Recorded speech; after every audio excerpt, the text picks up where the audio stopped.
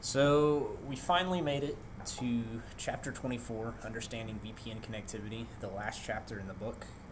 So this is going to be, like a lot of chapters that cover stuff in the CCNA, more of a 10,000 foot view of VPN rather than a really down and dirty, putting it together kind of stuff. If you want to get really in depth on the VPN, you can look at the security track for Cisco. But this is just going to kind of give you the basics of how it is and the different parts of it that make it work. So virtual private networks use public internet connections to create virtual tunnels to connect to private networks and corporate resources. So, this is a very generic kind of network or whatever. But you might have a telecommuter in a home office, or a salesman who works on the road that is connecting via like a hotel internet connection or something from their laptop. Well, they may need to access private resources on the private network for your corporate headquarters, or files at one of these regional office or even a small branch office. And so VPN allows them to use that public internet connection, which is obviously very unsecured since it's public, and create a virtual private tunnel to these corporate resources. So VPN has some benefits and some drawbacks. The benefits, cost savings is probably the biggest one, or one of the biggest ones. Public internet connections are much cheaper than private site-to-site connections. So when we were talking about site-to-site leased lines, in a T1 or a larger level circuit, being built from each individual site to each other individual site, that becomes very expensive very fast. But with a VPN connection, anybody that's got any kind of public internet connection, from dial-up all the way up to pretty much anything. If you've got access to the public internet, you can create this VPN over there, and it is much cheaper to obtain a broadband connection and then build the VPN than it is to set up in those individual site-to-site connections.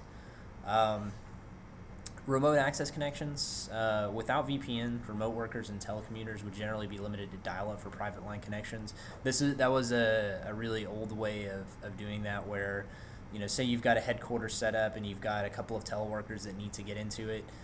Before VPN, they would have to basically dial in directly to that headquarters and access it, use some credentials or whatever to get in, and then be able to access the VPN, or be able to access the private network. But obviously, dial-up is going to be very very slow. So since VPN allows you to use connections that are much faster, like broadband, it eliminates that issue.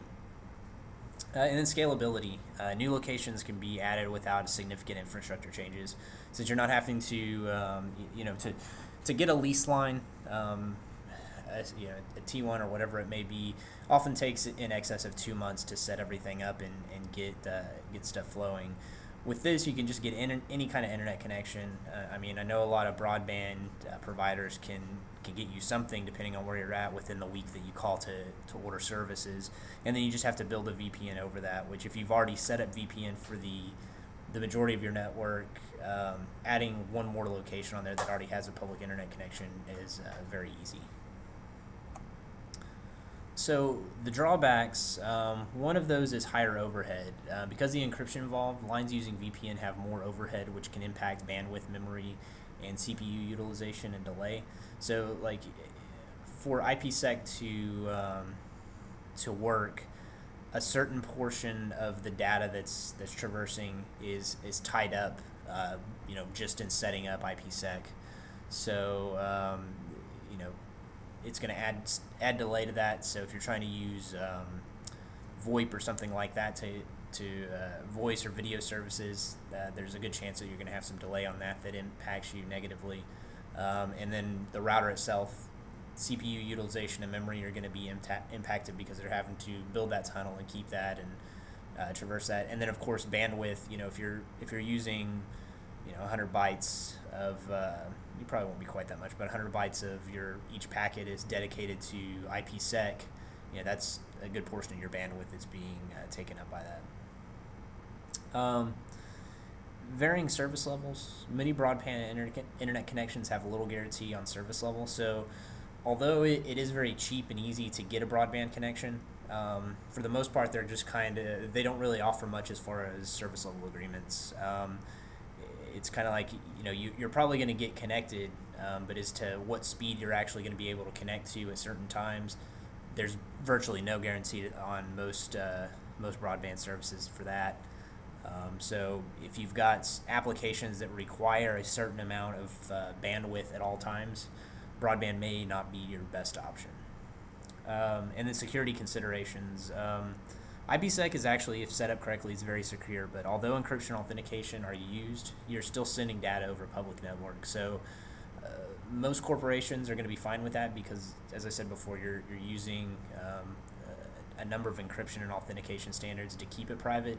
But say you were setting up a network for the Department of Defense, that data is going to be very, very classified and susceptible to being hacked and stuff like that. So even with the security that IPSec offers, certain networks may not see that it's acceptable to send data over a public network even with that encryption.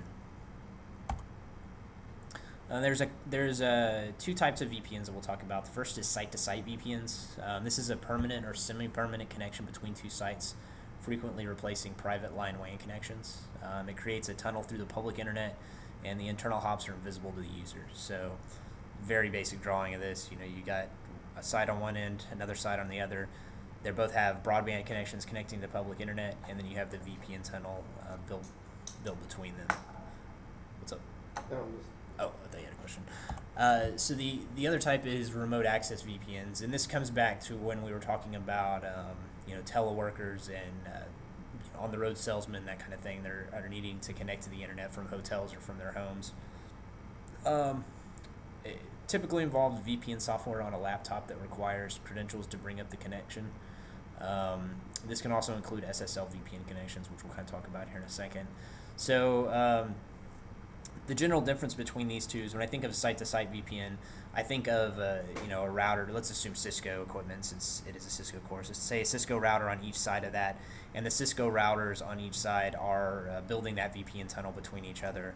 With a remote access VPN, usually it's software-based. And it may be Cisco software, but software-based, either on the computer of the individual, or SSL, where you're directed to a web page where you log in, and then that web page acts as a portal for a VPN tunnel to your corporate resources.